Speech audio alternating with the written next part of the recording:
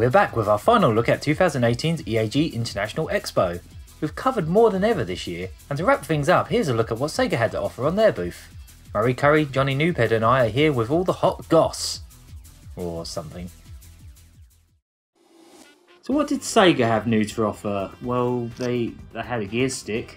Yeah. They had a new gear stick. That was something. Daytona USA, they basically had the final complete version of the game here this year, and they fixed a major problem that the original one had. Essentially now they've got a four-way gear stick that the old build only had like a up-down stick. And they fixed it, and apparently this is going to be a free upgrade for people that already bought the machine. If they want to upgrade, they can. Apparently Sega will just do it for them for next to nothing. So they also upgraded the game a bit. The spectator screen above the gameplay is a lot better now. They've put a lot more animation into it. It gives you more information. It even tells you when each player's crashed and who did it and all this kind of stuff. So anyone that's watching can see all little details about the race. It's a bit like cool.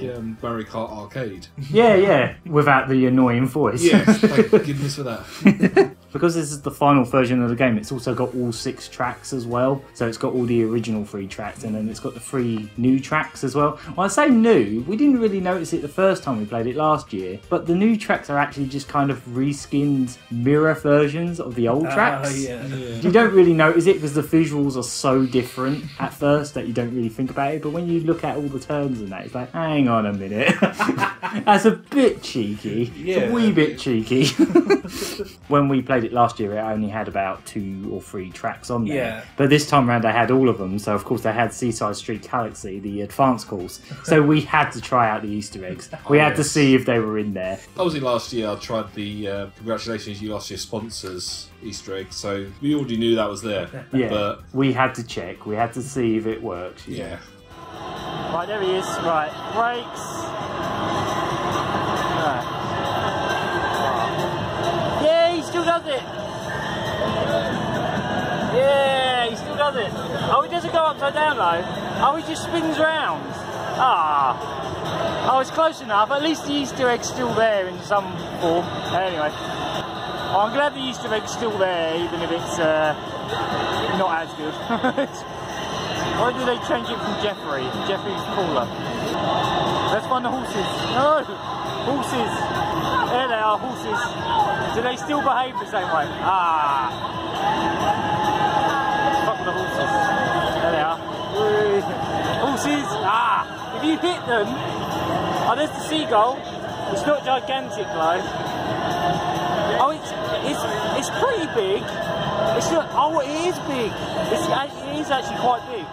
They listened, they fixed the the main contention point with the manual transmission not being quite the same. I mean, you tried it out proper, didn't you? Yeah, I had to have to give it a go because being a big Daytona fan myself, and especially sending like high scores up and down the country, I do that like I go to every arcade.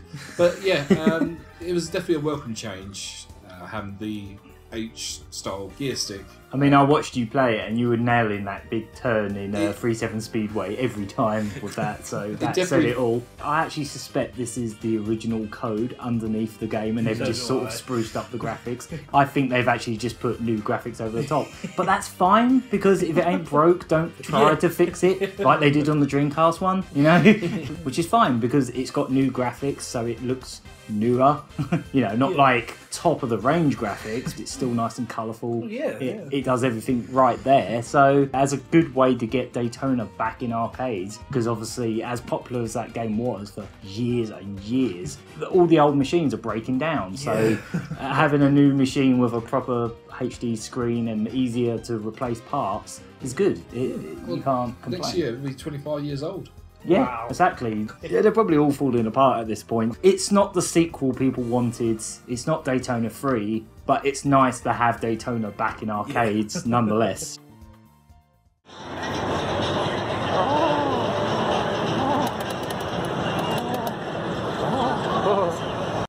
Sega also had Target Bravo, a new cabinet. I say cabinet because again, it's a pretty old Sega game that they've just stuck in a new cabinet from 2011. It kind of shows its age a little bit, unfortunately. Yeah. I think the biggest problem was the screen. It had a nice big screen in there, but for some reason it looked like it was still like in 480p or something, and it was like blown up and it was all pixelated, and I don't know if it was because it was maybe an early build or something. It was like Wii resolution blown up. Yeah, that's it exactly what really I was about nasty. to say. Yeah, I just didn't enjoy it. Yeah, I don't know what it was. I mean, the cabinet was nice, which is obviously what they're advertising, and the guns were really good. They had really nice force feedback, and they had like little lights in them, and you really felt it. On it. Yeah, you could really feel like the shoot back on them. The game didn't seem that bad. It just, I don't know, I think the main thing for me, I was just distracted by just how kind of bad it looked for some reason. The graphics underneath were clearly solid. It just needed to be a high resolution. I don't know why it looked the way it did. Yeah. Well, for me, I found it quite dull. Yeah. Sort of thing. It's just, I don't know. It just felt like a stopgap release. They don't have much to show, so they just thought we'll take an old game and put it in a new cabinet and call it a day. As this event was going on in Japan, they just revealed a new House of the Dead running on Unreal Engine 4 that looks incredible. So next year, Sega's booth has the potential to be absolutely brilliant. I can imagine that'll definitely be at next year's EAG. So Sega are just going to be rubbing their fingers, going, "Look, this is how you do a zombie game, guys. We haven't given up. This is what we do." So the Sega booth was also host to a brand new racing game called Racecraft. It was by an Italian developer called Faith Victors, and they were claiming it was the first coin-op racing simulator. We kind of know that's not the case. Driving. F355 Ferrari challenge thingy. This obviously isn't the first simulator in arcades, but it's the first one in a very long time. It's the first racing game I've seen in arcades with the ambition that this one has, I guess you could call it. So when I was looking this game up, I actually found it's also in early access on Steam. When I looked on their website, they actually had a blog post where they were showing off the early access version, and in their office they actually built a motion cabinet with a gaming chair and a steering wheel. And I guess this is where the idea for this arcade machine probably evolved from, because it's basically the same thing. They've just put a big shell around it and just turned it into a full arcade game. The Steam version apparently features procedurally generated tracks, so every time you play it you can have a unique track. They're advertising the arcade version of having up to 20 tracks, so it's not going to have the procedurally generated stuff, where I guess that would probably be a bit too complicated for an arcade. But 20 tracks is a lot for an arcade. I mean, most arcade racing games is like up to 5, maybe. It's a lot for a simulation game, actually. Yeah, so okay. That's not bad at all. That's really impressive, yeah. It was like a Formula 1 season where they go... Yeah, basically. I mean, that's essentially what this game was. It was like a Formula 1 simulator. The thing I liked about the cabinet is because it doesn't have like wheels on it, it kind of looks like a Wipeout vehicle.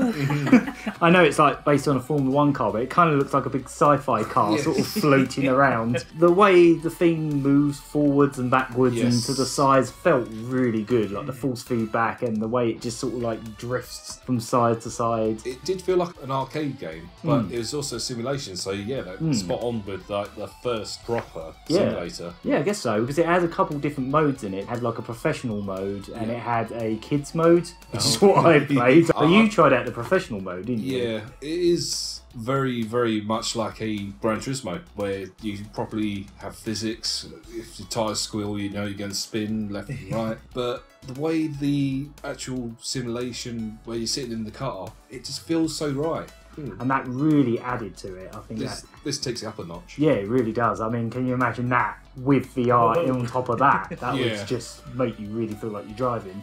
But yeah, it had a really nice big HD screen. They had 2 linked up to each other, so you could play against each other. But apparently the final version would be able to hook up to 8 of them.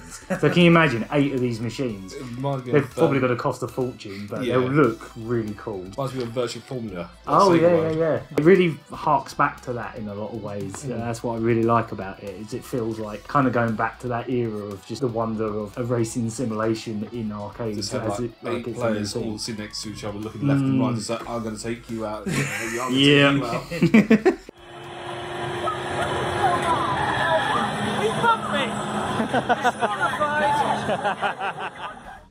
Well, straight away the machine just impressed me because when you get in, you have to sort of take the front nose of the car forwards and get your legs in and back, so you're properly cased in. And not only that, but the way the game controlled as well was, again, like they're going for the full simulation. So the steering wheel, you could just nudge it ever so slightly to do these nice smooth turns that don't take away any of that traction. You know, that perfect thing that they want you to do when you the perfect line, you don't turn too much so you don't ever lose any speed. I was trying to do that, and then obviously, because I'm not a good driver, you can tell when I'm playing a simulation because I spend most of the time on the grass. So I was playing badly. The guy, watching over the, his work, he was sort of having a bit of a giggle. But I was just like, oh, look at this nice smooth up. I think I spent most of my time smacking into walls, but that's just me in simulations in general. There's always this give and take. Like, I love them, but I'm terrible. So it's like, I love them, but they punish me. And I was playing on kids mode as well. So that's extra embarrassing. Really nice to see like an ambitious racing game. As good as arcade racing games are, it's nice to see an arcade racing game that's really pushing for that kind of that angle again, because it hasn't been done for a very long time. Yeah, I was about to say, it's an idea that with the way the technology is now, it feels like the right time to bring it out. And oh, definitely, yeah. I've always had this bit of a worry with racing games. Like, a lot of developers, they kind of push these very simple racing games out because they don't really take it seriously. Like, you do understand there is a real art to doing it properly. There is actually a hell of a lot of kind of science and physics involved in it. And yeah, a lot of these people, they push out, not naming any names like raw fields, but they kind of make these like cheap experiences that just kind of almost cheapen the genre. So it's nice to see a few more things like this that actually treat you with a bit more, almost like respect. Because it's like, well, this is going to be really hard. Are you up to it, sort of thing? Instead of holding your hand, unless you want the kids mode or stuff that gives you a bit more help, you can turn all that off and just go for the professional mode and just really get in trouble.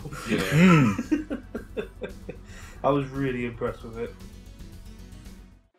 Right next to the massive Thurtrix Omni stand was this coffee table of like physical Pong. Right, this one has a really interesting history as it actually started as a fan-created Kickstarter. It was just a fan that just came up with this machine and it ended up getting officially licensed, and now they're going to start manufacturing them. What's really interesting about it as well is not an amusement machine, it's not coin operated, it's not for arcades. It's a home leisure machine. This is for us, essentially, if we had more money.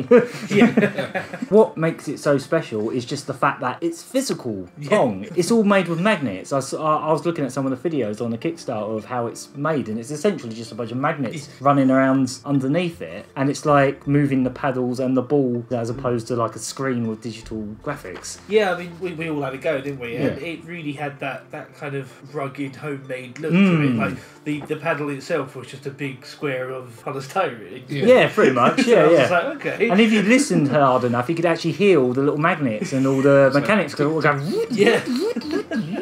You could hear it all going on, and it's just a beautiful bit of kit. It just really looks incredible. And it had the proper tilty controls to move the paddle around. We were kind of not very good at it, but like we kept like just going goal.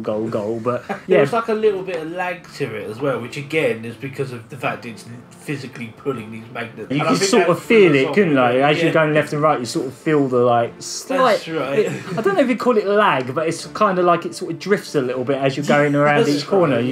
But you can really put good spin on it as well. It just seems so weird that they've taken an idea of a video game and actually made it physical, but it looks exactly the same as it would be in the game. If anything, it looks a bit nicer because it has all them nice colourful LED lights that all go off when you get a goal. It's essentially a coffee table, and you can actually close up the controls and just use it as a coffee table as well. And it's even got MP3 player support in it, so you can just play music off it as well. So it's just this cool little home leisure thing, and they said they're going to start manufacturing them and selling them later in the year. And they even had these awesome little Atari stools, didn't they?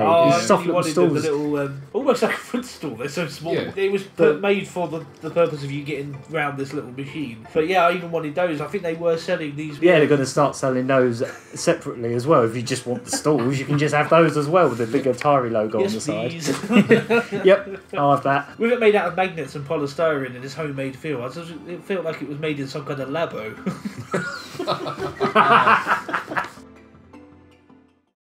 EAG was yet again a real treat this year with a lot of new stuff to check out, especially of the virtual reality variety. Be sure to keep your peepers on our channel for even more arcade coverage in the future. Until then, see ya!